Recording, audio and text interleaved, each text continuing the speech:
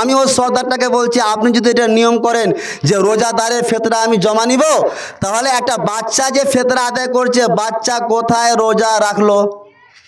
এবার বলেন আপনারা, ও তো রোজাই রাখেনি, ছোট বাচ্চা, ওর তো রোজা ফরজ হয়নি, তাহলে কিভাবে এটা সম্ভব হয়? তো রোজাদারের ফিতরা নিতে হবে এবং বেরোজাদারের ফিতরা নিতে হবে না, এরকম হাদিসে নেই। শর্ত হলো মিনাল মুসলিমিন, মুসলমান হতে হবে। এবার চলে আসি, জাকাতুল ফিতরাটা আপনি আদায় করবেন কখন?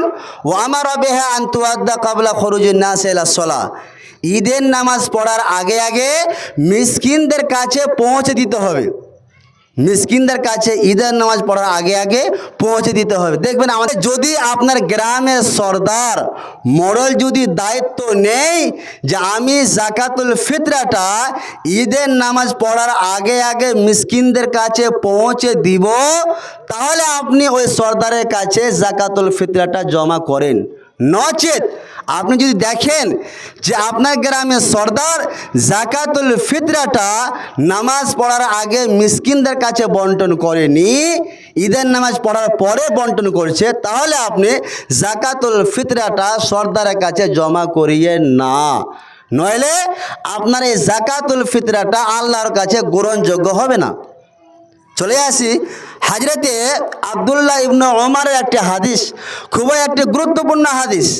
উনি বলছেন, ফারাজা রাসূলুল্লাহ সাল্লাল্লাহু আলাইহি ওয়াসাল্লাম যাকাতুল ফিতরে সাআম মিন তামরিন আও সাআম মিন শাইরিন, নবী করিম সাল্লাল্লাহু আলাইহি ওয়াসাল্লাম যাকাতুল ফিতরা ফরজ করেছেন এক সা খেজুর হতে অথবা এক সা জও হতে। তাহলে এক সা খেজুর অথবা এক সা জও লাগবে, এক সা বরাবর কত? এ সম্পর্কে উলামায়ে কেরামগণের মতভেদ রয়েছে। কেউ কেউ বলছেন 2.5 কিলো, কেউ কেউ বলছেন যে 3.25 কিলো, আবার কেউ কেউ বলছেন 3 কিলো। আমি যতটা বুঝি যে আপনি 2.5 কিলো, মতভেদ রয়েছে 2.5 কিলো অথবা 3 কিলো, তাহলে আমি 2.5 কিলো দিব কেন? আমি যদি 3 কিলো দিই, যদি 2.5 কিলো এক সা হয়, তাহলে আমার বাদ বাকিটা কী হবে? আল্লাহর রাস্তায় দান হয়ে যাবে। আর যদি 3 কিলোতে দেখা গেল 3 কিলো একসা, আপনি দেখা গেল যদি আপনি 2.5 কিলো দেন, তাহলে আপনি কি হয়ে যাবেন? গুনাহগার হয়ে যাবেন।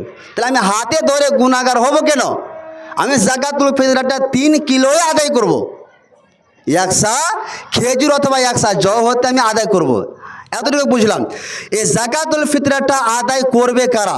এখন উদাহরণস্বরূপ আপনার বাড়িতে একটা বাচ্চা হয়েছে, তো বাচ্চাটা হলো কখন? দেখা গেল ঈদের নামাজ পড়ার 5 দিন আগে হলো বাচ্চাটা আপনার, তো জাকাতুল ফিতরাকে দিতে হবে কি হবে না? প্রশ্ন আসতে পারে, দিতে হবে কি হবে না? জাকাতুল ফিতরা আমি আদায় করব কি করব না? 5 দিন হলো। তো চলে আসি, জাকাতুল ফিতরাটা আদায় করবে কারা? নবীজি বলছেন আলাল আবদে, স্বাধীন মানুষেরা জাকাতুল ফিতরা আদায় করবে। আমরা হলাম সবাই স্বাধীন, তা আলাল আবদে ওয়াল হুররে, গোলাম, দাস, কৃতদাস, এরা আদায় করবে। ওয়া যাকারে ওয়াল উনসা, পুরুষ এবং মহিলা, ওয়া সগীরে ওয়াল কবির, ছোট এবং বড়রা, এরা আদায় করবে। শর্ত হলো কি? মিনাল মুসলিমিন, মুসলমান হতে হবে। দেখবেন আমাদের সমাজে কি হয়, সর্দারের কাছে যখন আপনি ফিতরা জমা করতে যাবেন, আপনি যদি রোজা না রেখে থাকেন, তো আপনার ফিতরা নিতে একটু বলবে না, ফিতরা নেওয়া হবে না। বলবে কি বলবে না? বলবে ফিতরা নেওয়া হবে না, তুমি তো রোজাই রাখোনি, তোমার ফিতরা নিব কেন? আমি ওই সর্দারকে বলতে চাই, আপনি পেলেন কোথায় হাদিস যে রোজা রাখা শর্ত নয়? ফিতরার সাথে রোজা রাখার কোনো শর্ত নেই। নবীজি স্পষ্ট বললেন মিনাল মুসলিমিন, মুসলমান হতে হবে। তাহলে মুসলমান হয়ে গেলে জাকাতুল ফিতরা আদায় করবে। আমি ওই সর্দারটাকে বলছি আপনি যদি এটা নিয়ম করেন যে রোজাদারের ফিতরা আমি জমা নিব, তাহলে একটা বাচ্চা যে ফিতরা আদায় করছে, বাচ্চা কোথায় রোজা রাখলো? এবার বলেন আপনারা, ও তো রোজাই রাখেনি, ছোট বাচ্চা, ওর তো রোজা ফরজ হয়নি, তাহলে কিভাবে এটা সম্ভব হয়? তো রোজাদারের ফিতরা নিতে হবে এবং বেরোজাদারের ফিতরা নিতে হবে না, এরকম হাদিসে নেই। শর্ত হলো মিনাল মুসলিমিন, মুসলমান হতে হবে। এবার চলে আসি, জাকাতুল ফিতরাটা আপনি আদায় করবেন কখন? ও আমার বিহা আন তুআদ্দা ক্বাবলা খুরুজিন নাস ইলা সলাহ, ঈদের নামাজ পড়ার আগে আগে মিসকিনদের কাছে পৌঁছে দিতে হবে। মিসকিনদের কাছে ঈদের নামাজ পড়ার আগে আগে পৌঁছে দিতে হবে। দেখবেন আমাদের সমাজে কি হয়, যে মোটামুটি 20টা রমজান শেষ হলো আর তখনই কিন্তু দেখবেন জাকাতুল ফিতরা বা ফিতরা, এই যে জাকাতুল ফিতরাটা আমরা সরদারের কাছে জমা করে দিই। এটা কতটা যুক্তিসম্মত? এটা পুরোপুরি উল্টো, হাদিসের উল্টো। আপনি 8 দিন আগে ঈদের নামাজ পড়ার 8 দিন আগে জায়েজ নয়, সেই ফিতরাটা আল্লাহর কাছে গ্রহণযোগ্য হবে না। আপনি কয়দিন আগে দিতে পারেন? হাদিসে রয়েছে ইয়াউমিন আও ইয়াউমাইনে, একদিন অথবা 2 দিন আগে আপনি জাকাতুল ফিতরাটা আদায় করতে পারেন, একদিন আগে অথবা 2 দিন আগে। তাহলে 3 দিন আগে চলবে না, 4 দিন আগে চলবে না। আমাদের সমাজে দেখবেন 1 সপ্তাহ আগে জমা হয়ে যায়, হয়েছে কি হয়নি? আপনাদের এলাকাতে হয়? তার পুরো উল্টোটা, আপনি জাকাতুল ফিতরা আদায় করেছেন অত আল্লাহর কাছে গ্রহণযোগ্য হয়নি, ফালতু হয়ে গেল। তাহলে আমরা ইনশাল্লাহ জাকাতুল ফিতরাটা আদায় করব একদিন আগে অথবা 2 দিন আগে, অথবা সবচেয়ে উত্তম হলো ঈদের নামাজ পড়ার আগে আমি মিসকিনদের কাছে জাকাতুল ফিতরাটা পৌঁছে দিব। দেখবেন অনেক সর্দার মডেল অজুহাত দেয় যে এটা কীভাবে সম্ভব, এতগুলো চাল মিসকিনদের বাড়িতে পৌঁছানো কিভাবে যায়? অবশ্যই যাবে। মুর্শিদাবাদে এরা কী করে? ফজরের নামাজ পড়ে টোটো ভাড়া করে এলাকা ভিত্তিক, ধরলেন যে আপনার এই এলাকা একজন ভাইকে আমার দায়িত্ব দিয়ে দিলেন যে তুমি এই মালটি অমুক অমুক বাড়িতে পৌঁছে দিবে। এই বাড়ির লোকটিকে বলে দিল, এ বাড়ির একজনকে দায়িত্ব দিয়ে দিল যে তুমি এই মালটিকে টোটোতে করে পৌঁছে দিবে। হবে না? সবই সম্ভব, কিন্তু আমরা করি না। মানে আমরা ইসলাম ধর্মটাকে একবারে সহজভাবে, এতটা সহজভাবে নিয়েছি যে আমরা একটু খাটি না, এ হলো কথা। এবার চলে আসি, আপনারা একটা প্রশ্ন করবেন মাওলানা সাহেব, তাহলে আমরা যে জাকাতুল ফিতরাটা আদায় করবো, একশা আপনি খেজুর বললেন, একশা জও বললেন, তো আমাদের তো খেজুর নাই, জও নাই, তাহলে আমরা এবার কি করব? হযরতে আবু সাঈদ আল খুদরি রাদিয়াল্লাহু তাআলা আনহুর একটা হাদিস রয়েছে, উনি বলছেন কুন্না নুখরিজু ফি আহদি রাসূলুল্লাহ সাল্লাল্লাহু আলাইহি ওয়াসাল্লাম যাকাতাল ফিতরে সাআম মিন তাআম, আমরা নবীজির যুগে 1 সা খাদ্য দ্রব্য থেকে জাকাতুল ফিতরা আদায় করতাম। 1 সা, বুঝতে পেরেছেন?